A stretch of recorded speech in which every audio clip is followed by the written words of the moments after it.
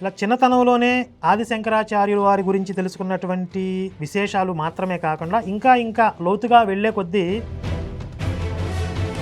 తిరుగు ప్రయాణానికి సిద్ధమైనటువంటి సందర్భంలో నన్ను ఒక పెద్ద మనిషి శ్రీ చిన్నజీయర్ స్వామి వారి దగ్గరికి తీసుకొచ్చారు. శివ అనే పేరుని సహించరు, నువ్వు ఏకంగా శివశక్తి అని పెట్టుకున్నావు, అసలు నేను దగ్గరకు కూడా రానివ్వరు. నా శిరస్సు సీతమ్మకి నారసింహుడికి తప్ప ఎవడికి వంచని వాడిని నా తలకాయ తీసుకెళ్లి పెడతా పాదాల దగ్గర. దంబాచారి అనేవాడు ఎలా ఉంటాడు అంటే వీడిని చూపించవచ్చు చక్కగా. ఇప్పుడు లేరండి, ఆయన వేరే పర్సనల్ పని మీద ఉన్నారు. అంటే నాకు పెళ్లి గురించి తొందరగా ఉందండి. ఇప్పటికి రేపటికి ఒక రోజు కూడా లేదండి టైం. నేను రేపు కనుక్కొని మీకు ఇన్ఫార్మ్ చేస్తాను, లేకపోతే రేపే పేమెంట్ చేయండి, పర్లేదు.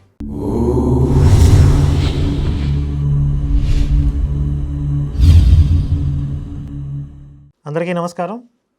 గత కొన్ని రోజులుగా జరుగుతున్నటువంటి వివాదం, శ్రీ చిన్నజీయర్ స్వామివారు చేసినటువంటి వ్యాఖ్యల మీద రేగుతున్నటువంటి దుమారం మీరందరూ చూస్తూనే ఉన్నారు. దీని మీద స్పందించండి అని చెప్పి మాకు కూడా కొన్ని మెసేజెస్ వస్తున్నాయి.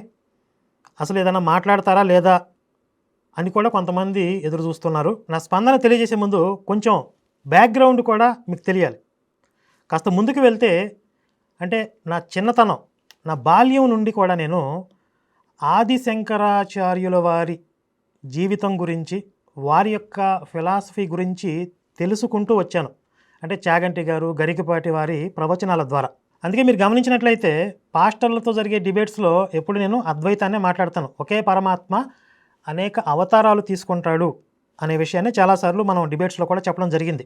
అలాగే ఆది శంకరాచార్యుల వారు హిందుత్వం కోసం చేసినటువంటి కృషి, అప్పట్లో అవైదిక పాషాణ మతాలు విస్తరించి సనాతన ధర్మానికే ప్రమాదంగా పరిణమించినటువంటి సందర్భంలో వారు ఒక భగవత్ స్వరూపులుగా అవతరించి యావత్ భారతదేశం అంతటా కూడా పర్యటించి ఆ పాషాండ మతాలని తన యొక్క తర్కంతో వాదించి ఓడించి సనాతన ధర్మానికి బలమైనటువంటి పునాదులు వేశారు. అలాగే వారు స్థాపించినటువంటి చతురామ్నాయ పీఠాలలో ఎవరైతే పీఠాధిపతిగా ఉంటారో వారిని నాతో సమానంగా చూడండి, నేనే అక్కడ ఉన్నాను అనే భావనతో వారిని గౌరవించండి అని కూడా చెప్పారు. మొట్టమొదటిసారి నేను శృంగేరి వెళ్ళినప్పుడు, అంటే ఒక 4-5 సంవత్సరాల క్రితం శృంగేరి వెళ్ళినప్పుడు అక్కడ జగద్గురువులు శ్రీ భారతీ తీర్థ స్వామివారిని చూసినప్పుడు, అలాగే జగద్గురువులు శ్రీ విధుశేఖర భారతీ స్వామివారిని దర్శించినప్పుడు నాకు ఒక దివ్యమైన అనుభూతి, సాక్షాత్తుగా శంకరాచార్యుల వారినే చూస్తున్నాను అనే ఒక తన్మయత్వపు భావన అనేది నాకు కలిగింది. ఇలా చిన్నతనంలోనే ఆది శంకరాచార్యుల వారి గురించి తెలుసుకున్నటువంటి విశేషాలు మాత్రమే కాకుండా ఇంకా లోతుగా వెళ్ళే కొద్దీ వారు అనన్య సామాన్యమైన కృషి చేశారు. మానవ మాతృలు ఎవరూ కూడా అంత వర్క్ చేయటం అనేది సాధ్యం కాదు ఒక జీవితంలో, అది కూడా కేవలం 32 సంవత్సరాల వయసులోనే. శంకరాచార్యుల వారి గురించి ఒక శ్లోకం ఉంటుంది. అష్టవర్షే చతుర్వేది, ద్వాదశే సర్వశాస్త్రవిత్, షోడశే కృతవాన్ భాష్యం, ద్వాత్రింశే మునిరభ్యఘాత్. 8 ఏళ్లకే వేదాలు నేర్చుకున్నారు, 12 ఏళ్లకే సమస్త శాస్త్రజ్ఞుడు అయ్యారు, 16 ఏళ్లకే భాష్యాలు రచించారు, 32 ఏళ్లకి పరమపదించారు. అంటే 32 ఏళ్లకే తాను చేయవలసిన కార్యాలన్నీ పూర్తి చేసేసి అవతార ప్రయోజనాన్ని నెరవేర్చి అవతార సమాప్తి కూడా చేసేశారు. ఈ విధంగా శంకరాచార్యుల వారితో, వారి యొక్క ఫిలాసఫీతో నాకు ఒక మంచి అనుబంధం అనేది ఏర్పడింది. ఆ తర్వాత నేను ఈ భాగ్యనగరానికి రావటం, ఇక్కడ శివశక్తి అనే ఒక సంస్థని ప్రారంభించటం, తదనంతర పరిణామాల గురించి మనం మాట్లాడాలి. శివశక్తి ప్రారంభించిన కొత్తలో, అంటే 1-2 సంవత్సరాల కాలంలో ఒక 2 డిబేట్స్ జరిగాయి. దాని ద్వారా నాకు మంచి పేరు వచ్చింది. బైబిల్ మీద, అలాగే హిందూ గ్రంథాల మీద కూడా మంచి పట్టుంది, అవగాహన ఉంది, బాగా మాట్లాడుతున్నాడు అని ఒక మంచి పేరు అయితే వచ్చింది. కానీ ఈ సంస్థను నడిపించడానికి కానీ హిందుత్వం కోసమే పనిచేయటానికి నాకు ఎలాంటి మద్దతు కూడా లేదు. నేను సొంతంగా ఏదో ఒక పని చేసుకుంటూ, అంటే నా సర్వైవల్ కోసం ఏదో ఒక పని చేసుకుంటూ, ఇంకో పక్క శివశక్తిని విస్తరించేటటువంటి ఆ బాధ్యతని ఎంతో కొంత ముందుకు తీసుకెళ్తూ వచ్చాం. అయితే రాను ఇది నాకు బాగా భారం అయిపోయి, ఇక ఈ భారాన్ని మనం మోయలేమని చెప్పి ఒక నిర్ణయం తీసుకుని తిరుగు ప్రయాణానికి సిద్ధమైనటువంటి సందర్భంలో నన్ను ఒక పెద్ద మనిషి శ్రీ చిన్నజీయర్ స్వామి వారి దగ్గరికి తీసుకొచ్చారు. అయితే వారి దగ్గరికి వెళ్లే ముందు చిన్నజీయర్ స్వామి వారి గురించి నేను విన్నటువంటి 1-2 విషయాలు ఏంటంటే, వారు తిరునామాలు ధరిస్తే తప్ప దగ్గరికి రానివ్వరు, శివ అనే పేరుని సహించరు, నువ్వు ఏకంగా శివశక్తి అని పెట్టుకున్నావు, అసలు నేను దగ్గరకు కూడా రానివ్వరు అని ఎవరో ఒకరిద్దరు నాకు చెప్పారు. ఎవరైతే ఒక పెద్ద మనిషి నన్ను వెంట పెట్టుకుని స్వామివారి దగ్గర తీసుకుపోయారో, ఈ అబ్బాయి దగ్గర బైబిల్ మీద, హిందుత్వ గ్రంథాల మీద బాగా పట్టుంది, స్టడీ చేశాడు, పాస్టర్లతో డిబేట్స్ కూడా చేస్తున్నాడు, కానీ ఇతనికి ఎలాంటి మద్దతు లేకపోవడం వల్ల ఇక్కడి నుంచి తిరిగి వెనక్కి వెళ్ళిపోయే ఉద్దేశంలో ఉన్నాడు అని చెప్పి ఆయన చెప్పారు. ఆ సమయంలో స్వామివారు నాతో డైరెక్ట్గా మాట్లాడడం అదే మొదటిసారి. ఏదో 2-3 విషయాలు మాట్లాడారు. వారు ఒక అభిప్రాయానికి వచ్చారు. వెంటనే ఒక నిర్ణయం తీసుకుని, ఈ అబ్బాయికి కావాల్సినటువంటి వసతి, భోజన ఏర్పాట్లన్నీ కూడా ఇక్కడ ఏర్పాట్లు చేయండి, తను వర్క్ చేసుకోవడానికి ఏమేమి అవసరమో అవన్నీ మన ఆశ్రమం నుండి ఏర్పాటు చేయండి అని చెప్పారు. నిజానికి ఆ టైంలో నా పట్ల ఆయన బాధ్యత తీసుకోవాల్సిన అవసరం లేదు. నా వల్ల వారికి కించిత్ ఉపయోగం అంటూ ఏమీ లేదు. అసలు నేను భవిష్యత్తులో ఏమవుతానో కూడా చెప్పలేం కదా. ఎవరో ఒక అనామకుడు, అతనికి ఎలాంటి ఆధారం లేదు అని అంటే, అతన్ని తీసుకొచ్చి అతనికి కావలసినటువంటి సహాయ సహకారాలు అందించి, నువ్వు చక్కగా పనిచేయి, హిందుత్వం కోసం నువ్వు పనిచేయి, నీకు కావాల్సినటువంటి వసతి ఏర్పాట్లు మేము చేస్తాము అని బాధ్యత తీసుకోవాల్సిన అవసరం వారికి లేదు. అందులో నేను శివశక్తి అని పెట్టుకున్నాను. నేను విన్నదాని ప్రకారం అసలు దాన్ని ఎంటర్టైన్ చేయాల్సిన అవసరం లేనే లేదు. మీ అందరికీ ఈరోజు ఈ ముఖంగా నేను చెప్తున్నది ఏంటంటే, ఈరోజు శివశక్తి అనే ఒక సంస్థ ఉన్నది అని అంటే, ఆ రోజు చిన్నజీయర్ స్వామి వారు తీసుకున్నటువంటి బాధ్యత, వారి యొక్క దూరదృష్టి, వారి యొక్క దార్శనికత అనేది లేకపోతే ఈరోజు శివశక్తి అనే సంస్థే మనుగడలో లేదు. నేను వారి యొక్క ఆశ్రమంలో సుమారు ఒక 2 సంవత్సరాలు అక్కడే ఉన్నాను. ప్రతిరోజు స్వామివారిని చూస్తూ ఉన్నాను. వారి దైనందిన జీవితం ఎలా ఉంటుంది, రోజు ఎన్ని గంటలు పనిచేస్తారు, వారి వ్యక్తిత్వం ఏంటి అనేది చాలా దగ్గర నుండి నేను గమనించాను. అందుకే ఆ మధ్య ప్రవీణ్ పగడాల యాక్సిడెంట్ విషయంలో రాజ్ బోడీగాడు వచ్చి రకరకాలుగా లింకులు పెట్టి ఉన్నవి లేనివి అన్నీ మాట్లాడుతూ చిన్నజీయర్ స్వామివారిని కూడా అందులో ఇన్వాల్వ్ చేసి మాట్లాడుతుంటే, ఆయన మీద విమర్శలు చేస్తుంటే వాడిని ఛాలెంజ్ చేశాను. ఒరే, నీకు దమ్ముంటే, నీకు చేత అయితే ఒక్కరోజు, కేవలం ఒక్కరోజు చిన్నజీయర్ స్వామివారిలా బ్రతికి చూపించు. ఒకరోజు ఆయన చేసినంత పని నువ్వు చేయరా, సాయంత్రాన్ని నువ్వు చచ్చూరుకుంటావని చెప్పాను. ఇది ఊరికే చెప్పలా, 2 సంవత్సరాలు వారికి గమనించాను నేను ఎంత హార్డ్ వర్క్ చేస్తారో, ఏదైనా ఒక విషయాన్ని ఆయన టేకప్ చేస్తే ఎంత కమిటెడ్గా ఉంటారో, వారి వ్యక్తిత్వం ఏంటనేది 2 సంవత్సరాలు చాలా దగ్గర నుండి నేను గమనించి నేను ఆ విషయం చెప్పడం జరిగింది. ఆ తర్వాత తదనంతర కాలంలో శివశక్తికి సొంతంగా ఒక వ్యవస్థని ఏర్పాటు చేసుకోవడం, మనం సొంతంగా ఆఫీస్ పెట్టుకోవడం, ఇదంతా తయారు చేసుకుని మన యొక్క యాక్టివిటీస్ అన్నీ కూడా చక్కగా నిర్విరామంగా ముందుకు తీసుకెళ్తూ ఉన్నాం. అయితే ఇన్ని సంవత్సరాల కాలంలో నేను అంతకుముందు 2 విషయాలు విన్నానని చెప్పా కదా. ఊర్ధ్వ పుండ్రాలు ధరించకపోతే దగ్గర రానివ్వరు అని చెప్పి. నేను ఎప్పుడూ ఇలాంటి బొట్టు పెట్టుకుని వెళ్ళేవాడిని. నువ్వు తిరునామాలు పెట్టుకోవాలి అని ఒక్కరోజు కూడా నాకు ఆయన దిశానిర్దేశం చేయలేదు. నువ్వు ఆ బొట్టు ఎందుకు పెట్టుకుంటున్నావు అని అడగలేదు. అలాగే శివశక్తి పేరు మార్చేసి విష్ణుశక్తి అలా పేరు మార్చు అని కూడా నాకు ఎప్పుడు ఆయన చెప్పలేదు. అలాంటి ఉన్నతమైనటువంటి వ్యక్తిత్వం వారిది. ఇప్పుడు వచ్చినటువంటి సందిగ్ధం ఏంటి అని అంటే, నా పరిస్థితి ఏంటి అంటే, ఒక పక్క శంకరాచార్యుల వారు, వారిని చూస్తే, వారి చిత్రపటం చూస్తేనే కళ్ళలో నీళ్ళు వస్తాయి. అలాగే అసలు ఎన్ని జన్మలెత్తినా స్వామివారి రుణం మనం తీర్చుకోలేము అనేటటువంటి కృతజ్ఞతాభావం కలిగినటువంటి చిన్నజీయర్ స్వామివారు ఒకవైపు. అసలు ఈ విషయం గురించే కాదు, జనరల్గా ఇలాంటి విషయాలు ఏ వచ్చినా కూడా మా స్టాండ్ ఏంటి అనేది ఆల్రెడీ ఇంతకుముందే చెప్పడం జరిగింది. అదేంటి, మన సాంప్రదాయక వ్యవస్థల మీద, మన స్వామీజీల మీద బయట శక్తులు ఎవరైనా దాడి చేస్తుంటే మేము అడ్డంగా నిలబడతాం. వాళ్ళు ఎవరైనా సరే మమ్మల్ని దాటి గురువుల దగ్గర వెళ్లాల్సిందే అని కరాఖండిగా చెప్పాం.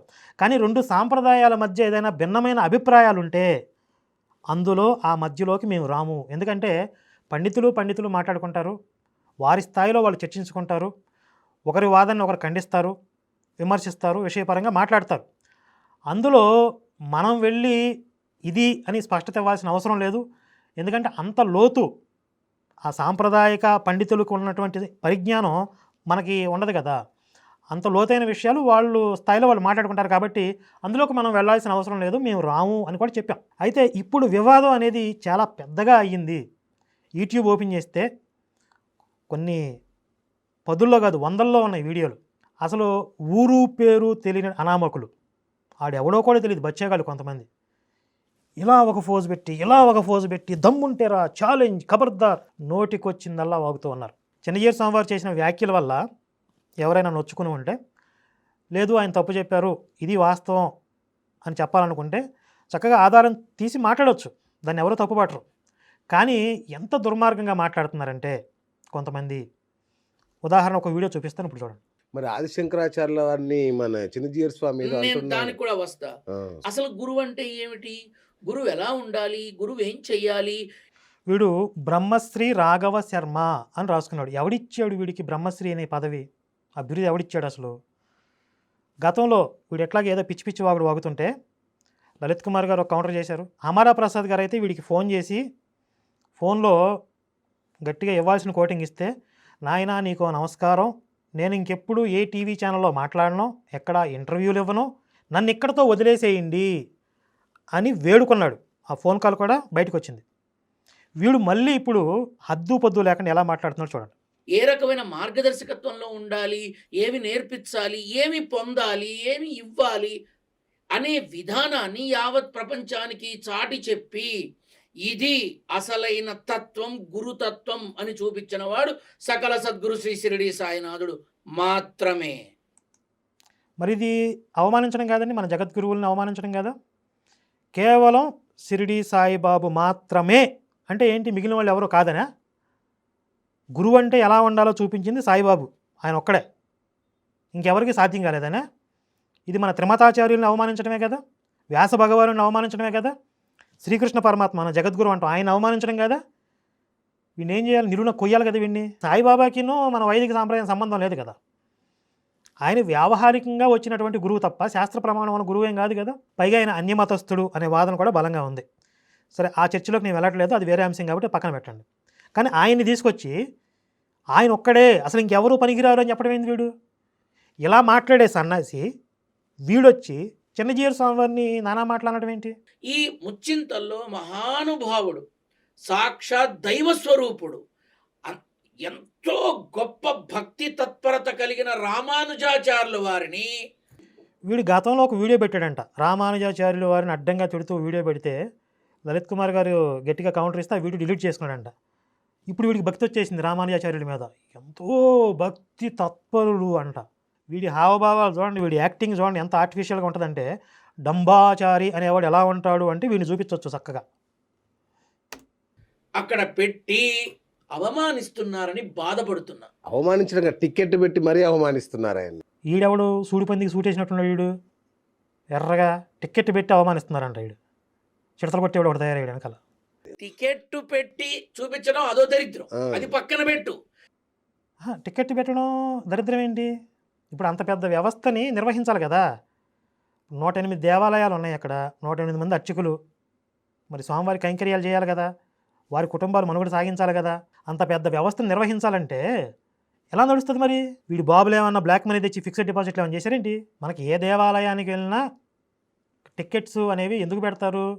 ఆ దేవాలయ నిర్వహణ కోసం, అక్కడ జరిగేటటువంటి నిత్య అన్నదానం కోసం, అనేక సేవా కైంకర్యాల నిమిత్తం కొంత ద్రవ్యం అవసరం కాబట్టి అలాంటి రూపంలో కొంత ధనాన్ని సేకరించి వాటిని సేవా కార్యక్రమాలు వినియోగిస్తూ ఉంటారు.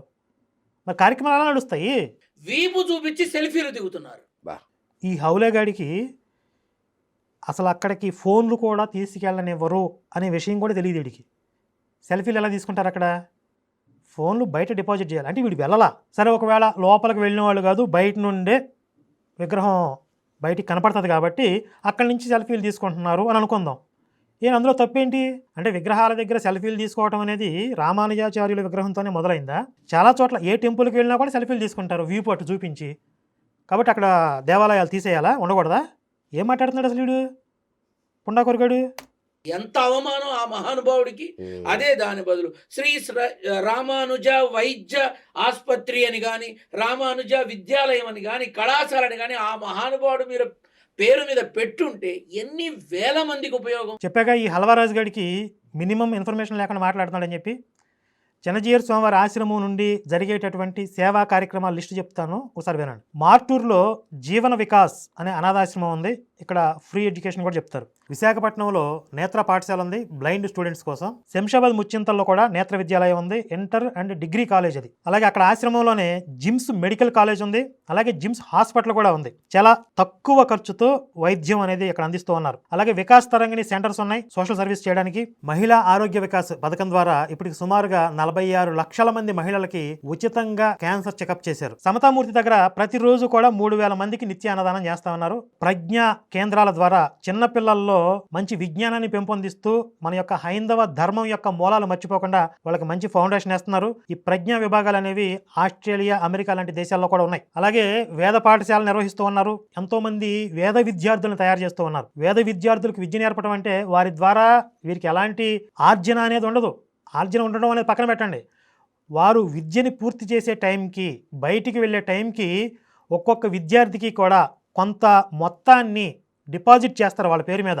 తిరిగి వాళ్ళ పేరు మీద వీళ్ళే డిపాజిట్ చేస్తారు. ఎందుకంటే వాళ్ళు లౌకిక పరమైనటువంటి విద్యల్ని త్యజించి వేద వాంగ్మయాన్ని నిలబెట్టడానికి వారి జీవితాన్ని అంకితం చేస్తున్నారు. కాబట్టి అలాంటి పిల్లలకి కాస్త భరోసాగా ఉండడం కోసం ప్రతి విద్యార్థి పేరట కొంత ఆర్థిక భద్రత అనేది ఆశ్రమం నుండి కల్పిస్తారు. ఇది వేద విద్యను నిలబెట్టడానికి స్వామివారు చేస్తున్నటువంటి పరిశ్రమ. అలాగే ఎస్సీ వర్గాలకు చెందినటువంటి దళిత సోదరులకి అర్చన, దేవాలయంలో అర్చన ఎలా చేయాలి అనేటువంటి శిక్షణ ఇచ్చి వారిని దేవాలయాల్లో అర్చకులుగా నియమిస్తూ ఉన్నారు.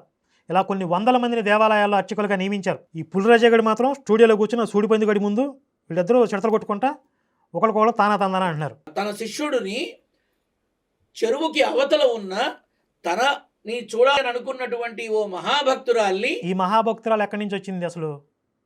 తీసుకొచ్చే క్రమంలో, రాలేని క్రమంలో అప్పుడు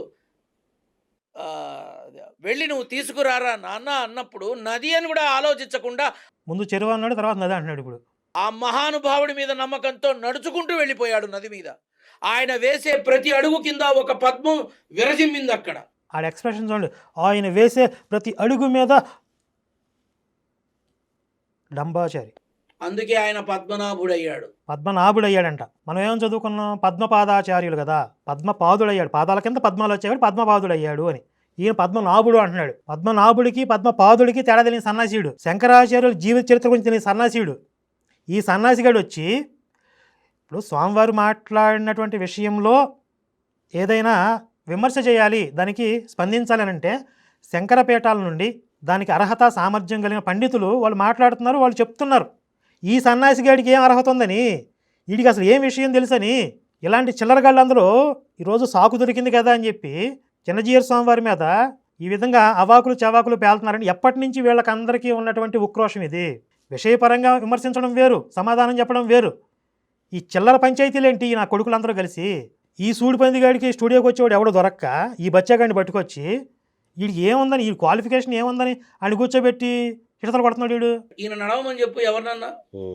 నా శిరస్సు సీతమ్మకి నారసింహుడికి తప్ప ఎవడికి వంచని వాడిని నా తలకాయ తీసుకెళ్లి పెడతా పాదాల దగ్గర. సరే నీ కాయ ఎక్కడ చోట పెట్టుకుందిలే కానీ, మరి సీతమ్మ వారికి నరసింహస్వామికి తప్ప తలవంచన వాడికి అమారా ప్రసాద్ ఫోన్ చేస్తే ఎందుకు వచ్చబోసుకున్నావురా?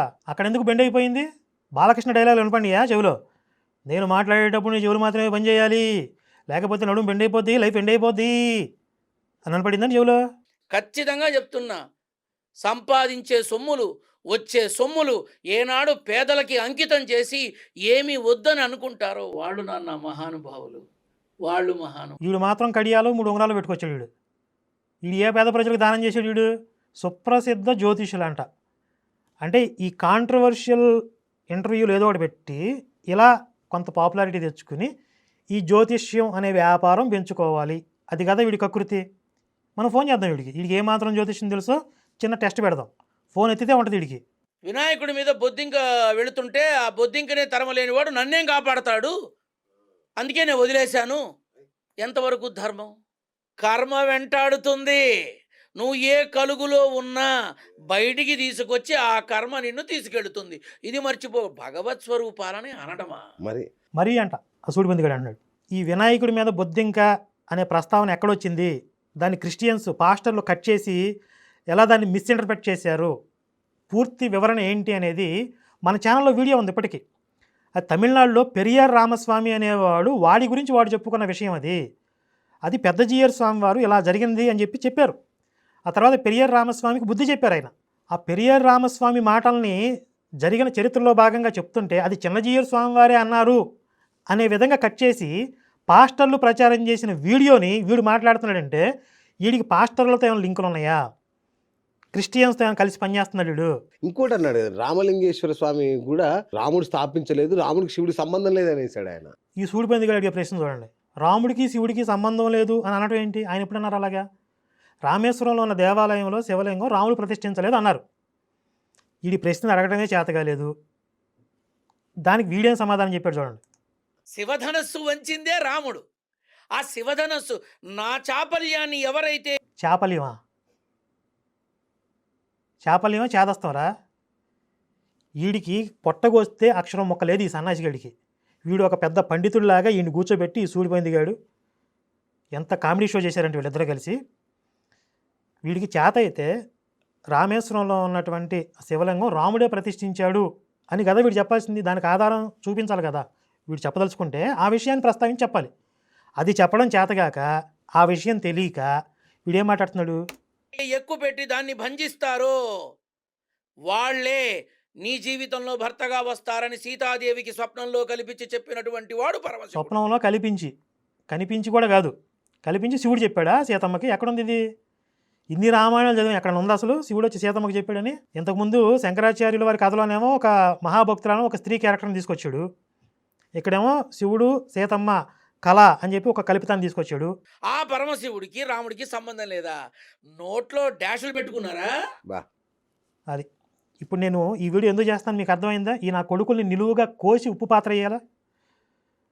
ఈ ఏం మాట్లాడుతున్నాడు? ఒక్కదానికి సరైన ఆధారం ఉండి మాట్లాడుతున్నాడా? వినాయకుడు బొద్దింకా కథ అబద్ధం. సాయిబాబాని తీసుకొచ్చి ఇక్కడ లింక్ పెట్టి అసలు ఏ సంబంధం లేనటువంటి సాయిబాబా ప్రస్తావన తీసుకురావాల్సిన అవసరం ఏంటి ఇక్కడ? నీకు చేతనైతే శంకరాచార్య వారి గురించి మాట్లాడాలి. సాయిబాబాని తీసుకొచ్చి అసలు మిగిలిన వాళ్ళందరూ ఎందుకు పనికిరాలని చెప్పడం ఏంది? అసలు ఈ వీడియో ఎందుకు చేశారు వీళ్ళు? అంటే వీళ్ళ సెల్ఫ్ ఎజెండాలు కొంతమంది ఉన్నారు. వీళ్ళ సెల్ఫ్ ఎజెండాలు ఇప్పుడు ఒక సందర్భం దొరికింది, మనకి ఒక సాకు దొరికింది కాబట్టి దీన్ని బేస్ చేసుకుని మన సెల్ఫ్ ఎజెండా మనం అమలు చేద్దాం, మన స్వప్రయోజనాలు పొందే మహత్తర అవకాశం వచ్చిందని చెప్పి ఈ పనికి మాలిన పోరంబోకు నా కొడుకులు అందరూ బయలుదేరారు. ఇప్పుడు వీడంటే తాగిపోతాడు, వీడికి తెలీదు అని వాట్సాప్లో వచ్చిన మెసేజెస్ చదువుకుని ఏదో మాట్లాడుతున్నాడు. ఈ పక్కన సూడిపోయింది కాదు మీడియా కదా, వీడు చూస్తూ ఉంటాడు కదా, చాలా వీడియోలు అప్డేట్స్ వస్తూ ఉంటాయి కదా. చిన్నజీయర్ స్వామి వారు బొద్దింకా గణపతి ఆ వీడియో గురించి వాడికి తెలిసి ఉండాలి కదా. ఆ ఫేక్ కల్తీ సర్టిఫికెట్ గాడు వచ్చి మాట్లాడదంటే వీడు చిడతలు కొట్టడం ఏంటి, తాళం కొట్టడం ఏంటి? వీడు ఇంకేమన్నా పెట్టుకున్నారా? ఫోన్ చేసి చెప్తా ఈ నోట్లో ఏం పెట్టుకున్నాడో.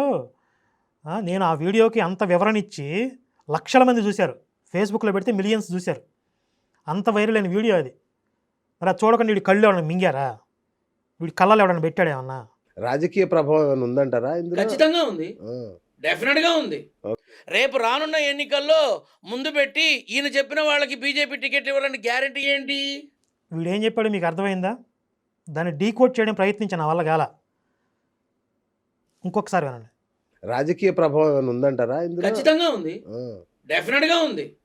రేపు రానున్న ఎన్నికల్లో ముందు పెట్టి ఈయన చెప్పిన వాళ్ళకి బీజేపీ టికెట్ ఇవ్వాలని గ్యారెంటీ ఏంటి? ఏంటి అసలు ఏం మాట్లాడేవారు నువ్వు? అంటే ఇప్పుడు ఈ కాంట్రవర్సీ ఇలా క్రియేట్ అవ్వడం వల్ల రేపొద్దున చిన్నజీయర్ స్వామి వారు చెప్పిన వారికి బీజేపీ టికెట్ ఇస్తుందా? దానికి దీనికి లింక్ ఉందా? అసలు బీజేపీ ఎక్కడి నుంచి వచ్చింది ఇక్కడ?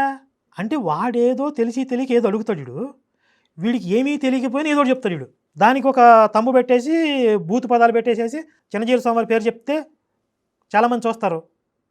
అది స్వార్థ ప్రయోజన లాభాపేక్ష కలిగినటువంటి అవసరాల కోసం, కోరికల కోసం, వ్యామోహాల కోసం చేస్తున్నటువంటి ఒక అంతర్మదన యుద్ధం ఇది. నా అంతర్మదన ఆవేదన నీకు అర్థమైతలేదా?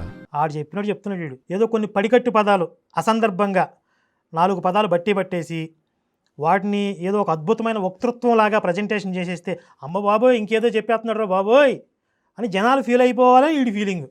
వీడికి ఫోన్ చేద్దాం, ఈ నకిలీ బ్రహ్మశ్రీ గారికి ఫోన్ చేద్దాం, జ్యోతిష్యం చెప్తాడు కదా.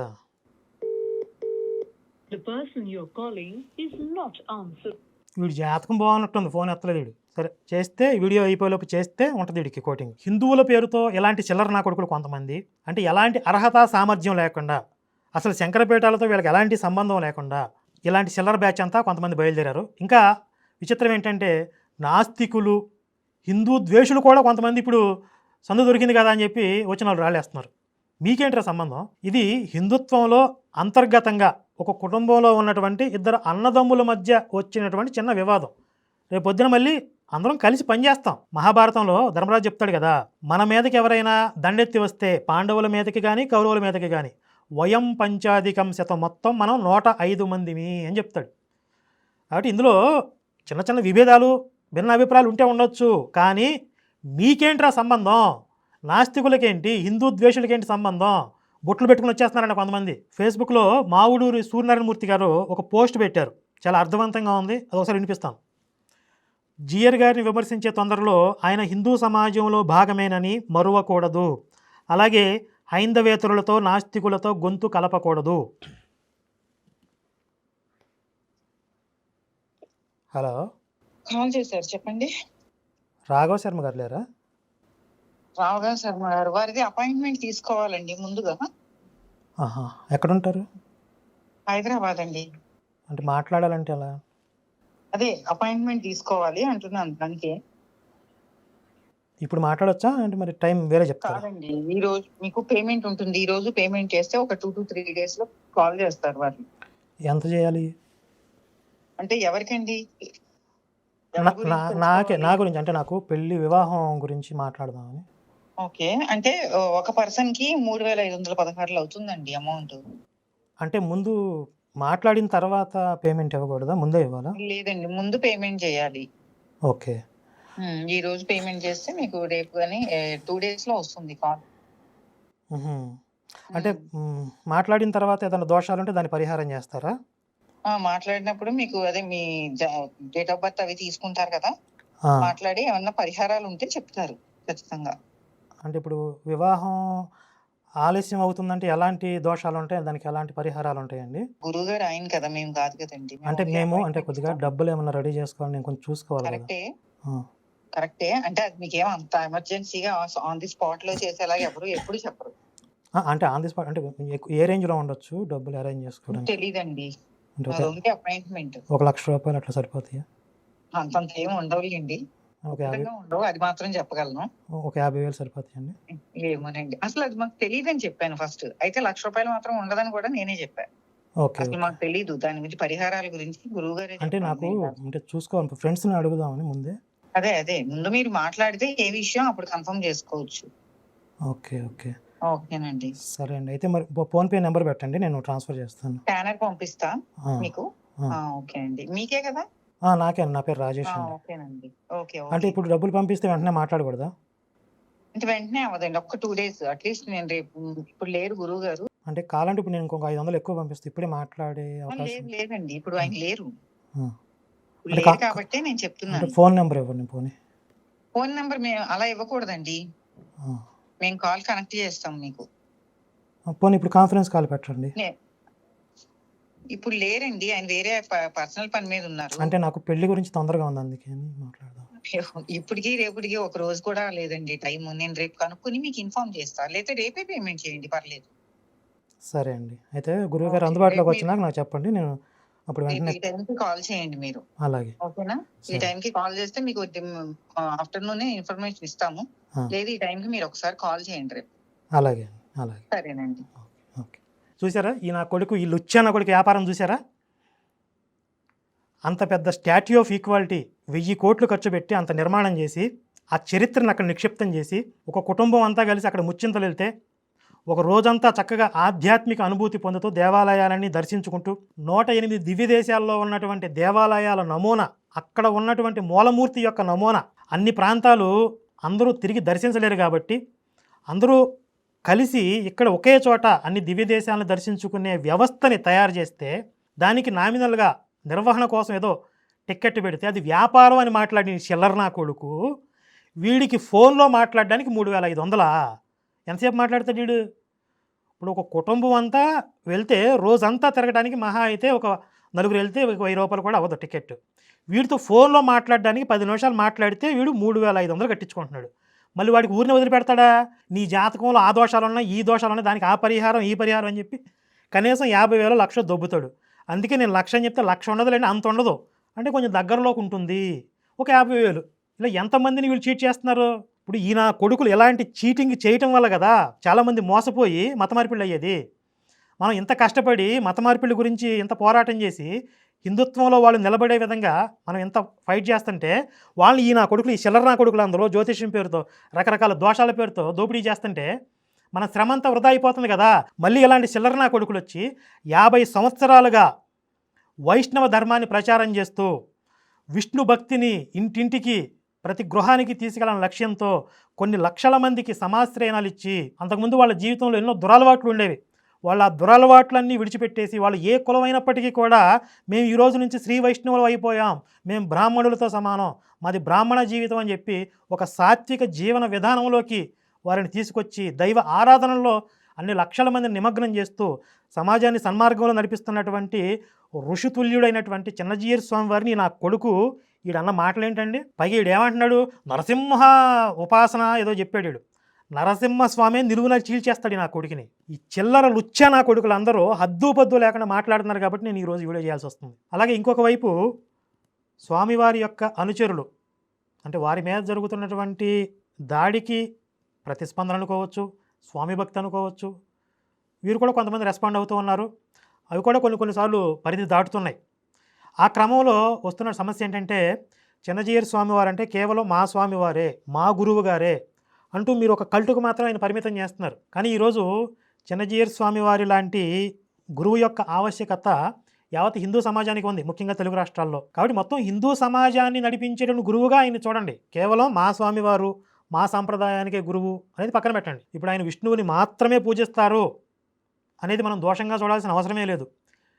ఇప్పుడు ఇస్కాన్ వాళ్ళు ఉన్నారు, వాళ్ళు కృష్ణుడినే పట్టుకున్నారు, కృష్ణుడు తప్ప ఇంకెవ్వరూ మాకు అవసరం లేదు అంటారు. విష్ణువు కంటే కృష్ణుడే అధికుడు అని చెప్తున్నారు వాళ్ళు. దాన్ని దోషంగా చూస్తున్నామా? ఒక తత్వాన్ని వాళ్ళు పట్టుకున్నారు, అలాగే విష్ణు తత్వాన్ని పట్టుకుని సమాజాన్ని నడిపిస్తున్నారు. అలాగే శివకేశవులకు అభేదం చూడటం కూడా అదొక రకమైనటువంటి సాంప్రదాయం, అదొక సిద్ధాంతం. ఏదో ఒక సిద్ధాంతంతో హిందుత్వాన్ని ముందుకు తీసుకెళ్తూ ఉన్నారు. కానీ అంతిమంగా అన్ని సంప్రదాయాలు, అన్ని సిద్ధాంతాలు కూడా హిందుత్వంలో భాగమే, మనందరం కూడా ఒక కుటుంబమే. ఈ వ్యవస్థలో అత్యంత పూజనీయ స్థానంలో ఉన్నవారు ద్వైత, అద్వైత, విశిష్టాద్వైత సంప్రదాయాలకి చెందినటువంటి పూజ్య స్వామీజీలు. వీరి మధ్యలో ఎప్పుడైనా సిద్ధాంతపరమైనటువంటి విభేదాలు, భిన్న అభిప్రాయాలు వస్తే దానికి సంబంధించినటువంటి ఆ అర్హత, సామర్థ్యం ఉన్నటువంటి పండితులు, పెద్దవాళ్ళు ఆ విషయంలో మాట్లాడతారు. చిల్లర మల్లర వాళ్ళకి అందులో దూరి దాన్ని కలగాపులగం చేసి అనవసరమైన రాద్ధాంతం చేసేటటువంటి అవకాశం లేకుండా వాళ్ళకి బుద్ధి చెప్పే బాధ్యత అనేది మేము తీసుకుంటాం. జై శ్రీరామ్, భారత్ మాతాకి జై.